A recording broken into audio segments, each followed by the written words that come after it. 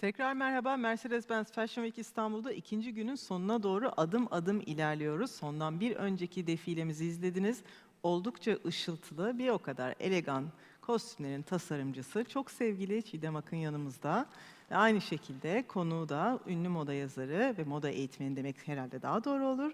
Ümit Temurçin. Hoş geldiniz diyorum. Hoş bulduk. Çok mersi, hoş bulduk. Gerçekten mükemmel bir koleksiyon izledik. 15. sezonda en istikrarlı isimlerden birisiniz ve bu zamana kadar görmüş olduğumuz belki de bu zamana kadarki en ışıltılı, en böyle sanki bir Stüdyo 54 havasında böyle bir yerlere gitmişiz gibi geldik. Koleksiyonu da ayine. Biraz çıkış noktasından bahsedelim.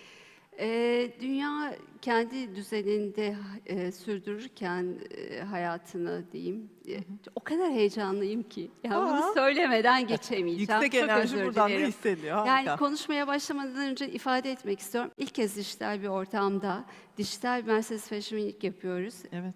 O kadar heyecanlıyım çünkü bu kadar meslek hayatımda ilki başarmak ve yapmak konuşamıyorum belli oluyor herhalde. Hayır hayır hiç öyle bir şey yok. Ya şimdi dijital moda haftası deyince tabii çok daha farklı bir platform.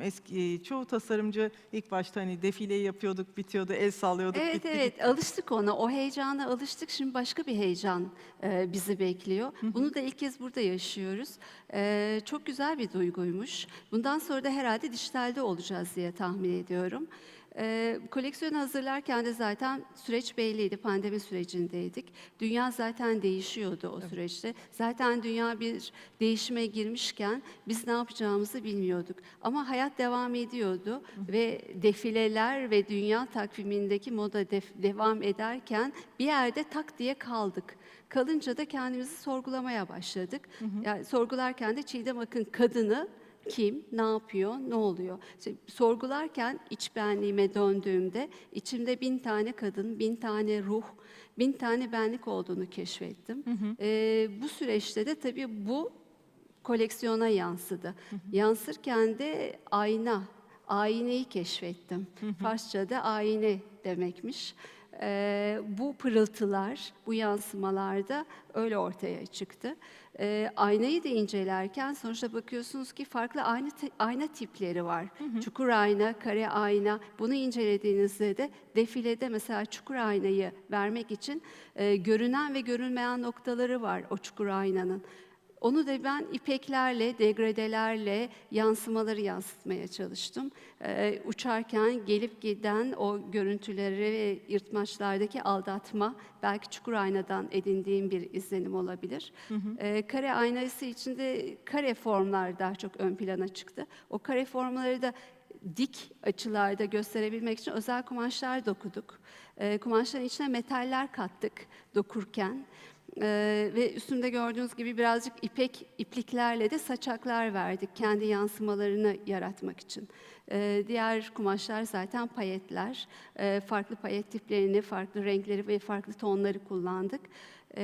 Ayine öyle doğdu bu süreçte. Çok ciddi bir işçilikten bahsediyoruz. Yani aşırı komplike, atölye çalıştırmanın bu kadar zor olduğu bir dönemde bu sorunların üstesinden nasıl geldiniz? O dönemde zaten bizim atölyeler çalışıyordu, ihracatımız vardı. Zaten zor bir süreçten geçiyorduk. Ama ihracatta da biliyorsunuz ki o teslimatı o tarihte bitirmeniz gerekiyor. Evet. Onu yaparken de zaten atölye çalışıyordu. Bir şekilde de biz başladık koleksiyon yapmaya. Bir de ben zaten dikerim. Yani sonuçta kumaşı bir yere atarım. Kumaş benden ne istiyor diye dinlerim. Biraz böyle bir değişik huyum var.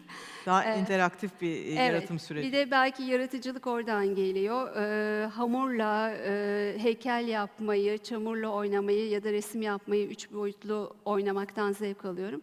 Bütün parçaları da bu süreçte zaten kendim diktim diyebilirim. Yani ilginç bir süreçti. Tamamen el işçiliğinizin de bu durumda maksimuma ulaştığı bir koleksiyondan bahsediyoruz. Yani şu an baktığım, gördüğüm her şey çok ciddi, üstünde çok ciddi bir emek görüyorum ben ilk Yani etapta. o kumaşlar mesela tek tek dikiliyor.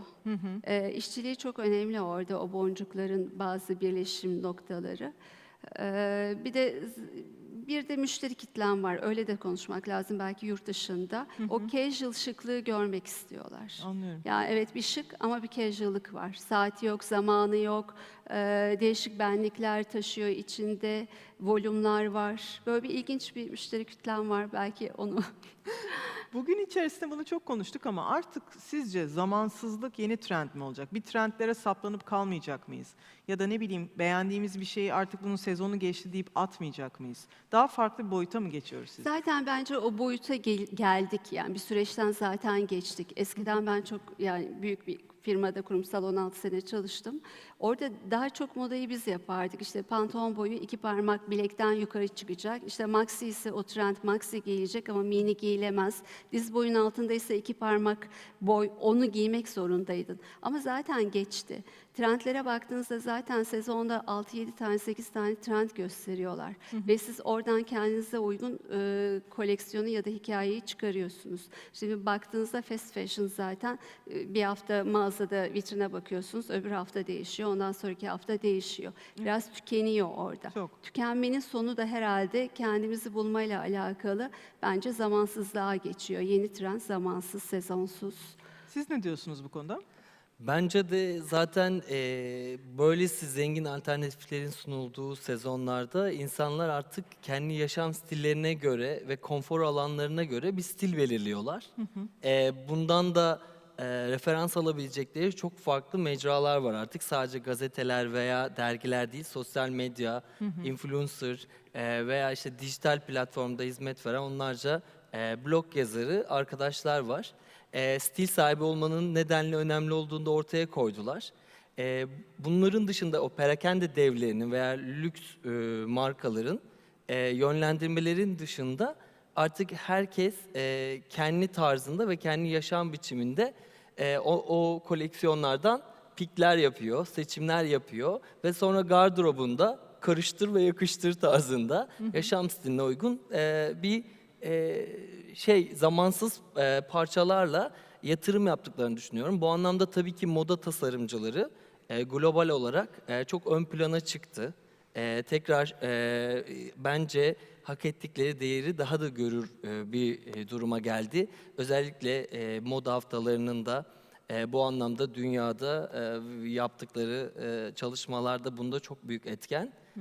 Türk moda tasarımcılarının gelişimini de ben uzun yıllardır elimden geldiğince takip ediyorum ve ben de bir Türk tekstil tasarımcı aktivistiyim.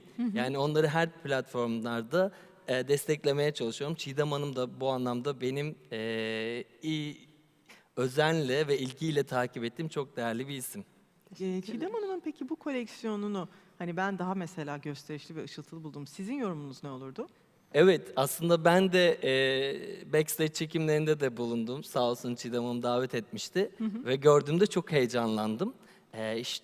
Ve Çiğdem Hanım'ın aslında içerisindeki o farklı duygulardan ve farklı illüzyonlardan, yansımalardan kumaşlarla bu denli bağ kurması ve tabii ki her koleksiyonunda olduğu gibi kendi çizgisindeki kalıpları, kuplarındaki o imza dokunuşları görünce bütünsel olarak çok etkilendim. Burada tabii ki tüm tasarımcılarımız da var ama koleksiyonla beraber flört eden saç, makyaj ve styling dokunuşları da aslında kendisini yakından tanıyan bir karakter olarak bütünsel olarak beni çok etkiledi. Sanıyorum kendisi de o konulara değinecektir. Ay, saç deyince şimdi saçlar farklı.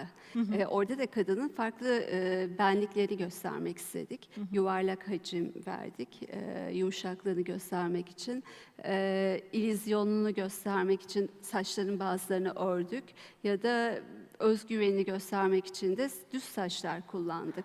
Ama hepsi böyle gelgitlerle bir illüzyon içinde aktı o defilede. Bu arada da bir illüzyon defilesi yaptık, videosu çektik. Öyle mi? Müze, yani İstanbul İllüzyon Müzesi'nde gerçekleştirdik. Bizim hikayemizden çok etkilendiler. Lütfen bir şey yapalım diye geldi bize teklif. Aldık ürünlerimizi, gittik. İsterseniz izleyelim ne çıkmış. Harika olur. Evet. Hemen izleyelim.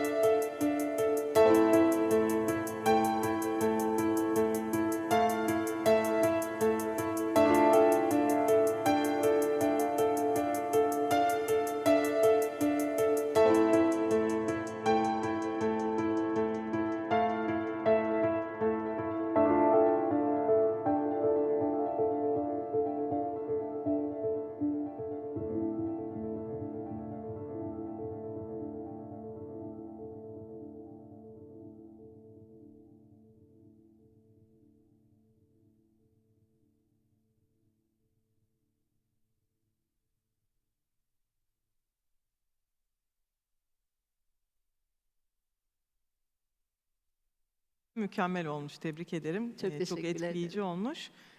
Yalnız izlerken bir şey dikkatimi çekti. Tasarımların çoğunda mesela böyle kırmızı halı için yaratılmış parçalar var. Keşke bir davet olsa, etkinlik olsa, Oscar töreni olsa da gitsek, giysek diyebileceğimiz içimizdeki bir eventlere akma ihtiyacını ateşleyen bir durum var.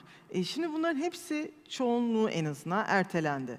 Bunları yeniden hayata tutunalım ya da yeniden normalleşelim diye mi ürettiniz? Çünkü çoğu tasarımcı daha böyle streetwear falan filan o tarz şeylere yönelerek daha kar amaçlı koleksiyonlar yaratma yönünde dünya çapında. Siz burada çok güzel parti elbiseleri, işte ne bileyim ben yarı casual ama bir yandan da bir o kadar şık parçalar da görüyorum. Şu da bunun bir örneğidir. Şimdi düğün yok, mezuniyet yok, o yok, bu yok, bir sürü şey yok. Biz moda haftası olarak evrildiğimize göre herhalde düğün dernekte ona göre evrilecek. İşte Ve yaratıcı. yani herhalde herkes evlenecek değil mi? Evlenecekler, boşanacaklar, gezecekler, mezuniyet olacak. Hayat devam ediyor. Evet. Niye şimdi ben kendimi kısıtlayayım? İçimden böyle bir şey geldi. Yansımalar bu. Benim yansımam, sizin yansımanız, herkesin yansıması. Çok doğru. Neden olmasın? Tabii Değil ki. mi? Zaten öbür türlü olsa zaten hep tek düze şeyler. Niye görüyoruz. mutsuz olalım yani? Doğru. Mutsuzluğa Herkesin yani. yaptığı şeyleri yapmayız biz. Hayır, kesinlikle. Kumaşları fısıldayan kadın olaraktan bunu asla reddediyorum diyorsunuz. Evet, Oldukça da protesto. mantıklı. Bir yandan başka bir şey daha sormak istiyorum. Demin içeride konuşurken bedenler üzerinde. Şimdi Evet. kadın bedeni üzerinde farklı tartışmalar var. Beden olumlama son yılların yükselen trendi. Sizin sadece 34 ya da 36 beden çalışmadığınızı biliyorum. Farklı bedenlere de yer veriyorsunuz, öyle değil mi? Benim bedenlerim genelde bedensiz. Her beden giyebilir. Öyle bir sihir var benim koleksiyonda. Bilmiyorum, belki çok ürün yaptığımdan, belki yıllardır çalıştığımdan ya da kupları ve dikişi çok iyi bildiğimden de olabilir. Bunun bir matematiği var. Ben matematiğini keşfettiğime inanıyorum bazı kuplarda. O kuplar da zaten bedensiz ve çok iyi satıyor. Yani bu saç stillerindeki farklı özgürlükleri styling'e yansıtmanız benim kafamda ister istemez bunu çağrıştırdı. Yani her kadına bir şekilde kendinden bir şey bulabileceği ya da kendi Evet. keşfedebileceği bir Bir ayna de- tutuyor sanırım. Evet, bir de özellikle mesela aksesuar kullanmadım. Çünkü bir kadın doğal ve güzeldir. Onu bir aksesuar, yani onun bir aksesuara ihtiyacı yok. Kendi benliğinde bulduğu o güzellikle giydiği güzel kıyafet onu ifade edebilir. Üstüne taktığı değil, kendinden çıkardığıyla kendini ifade edebilir bir kadın. Uzun bir çalışmadan sonra en sonunda defileyi sergilediniz. Hislerinizi alalım. Heyecanlıyım. Her zaman heyecanlıyım. İzleyici olarak nasıl keyif aldınız mı? İlk dijital moda haftamızdan. Ben çok keyif aldım. Özellikle dünyaya açılan çok özel bir vitrin olduğunu düşünüyorum.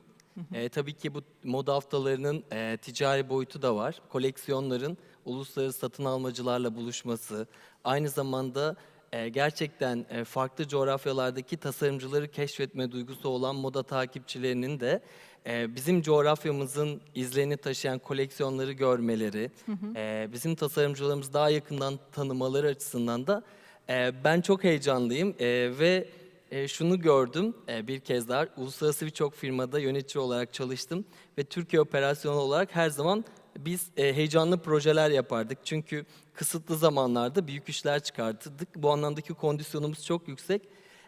Mercedes-Benz Fashion Week ekibini gönülden tebrik ediyorum. A'dan Z'ye herkesi. Çünkü çıkan çalışmalar kısa zamanda inanılmaz kreatif ve Türkiye'nin farklı coğrafyalarını da içerisine alarak çok güzel bir tanıtıma imza attı. Bu anlamda ben çok mutluyum sonuçlardan. İnşallah gelecek yıllarda bunun ticari güzel dönüşlerini de misli misli alırız diyorum. İnşallah. İnşallah, hiç şüphesiz. Çok çok teşekkürler. Ben teşekkür ederim. Zaman Her ayırdınız şey ve için bu harika gönlünüze prodüksiyon için. sağlık. Böylelikle son defilemize doğru adım adım ilerliyoruz. Saat 10'da Nedo Bay Nedret Tacıroğlu defilesinde görüşmek üzere.